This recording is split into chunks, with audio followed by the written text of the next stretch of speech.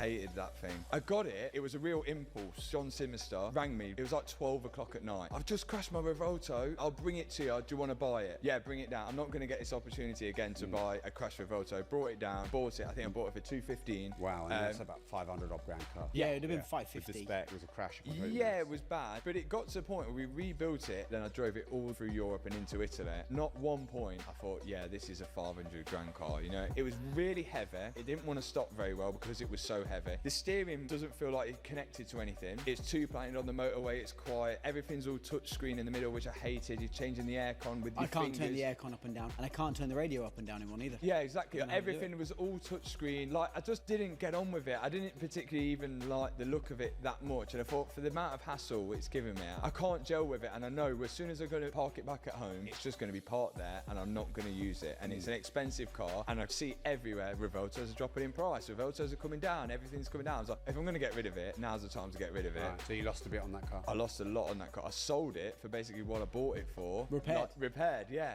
We just couldn't get it started because it was all new technology and no one's ever rebuilt one before. We were kind of the test dummies. You can't get second-hand parts for it because it's brand new. Everything was being ordered from Lamborghini. Lamborghini wanted to know pretty much every step we were taking. Even when I ordered a front subframe for it, I rang up, they're like, we need photos of the car. Because what we've learned is that other companies buy parts off cars like the Revuelto to use as development for their own cars. So why do you want a front subframe? As soon as you send a photo to Lamborghini, it's as good as, well, there goes your warranty. This is never going to have a warranty anyway. I know I'm going to film the video, so it's going to be out there. But every step of the way, we're just trying to figure out why won't it start? Inside the hybrid battery, there is a fuse which blows. It's just for protection. When you have a crash, just to prevent a fire happening from the battery, it cuts power going from the hybrid to the rest of the car because you get that thermal runaway and it sets on fire, you can't put it out. We found the fuse, we replaced the fuse, but it still wouldn't start. We then found out that it's a software inside the battery which almost was crash data on the battery. You can't reset that. They hadn't even developed the software at Lamborghini to be able to reset the crash data. So not even Lamborghini can plug in the car and go reset crash data, the car's good to go. You have to replace the entire battery. And what was the battery? 35. Oh, 35 grand I didn't need to spend because the battery was completely fine. But we got the battery, put it in the car, still doesn't work because you need the Lamborghini tools to be able to code the battery to the car. We eventually coded the battery to the car. We got it started. I'm like 400 grand total with the car. I hated that thing.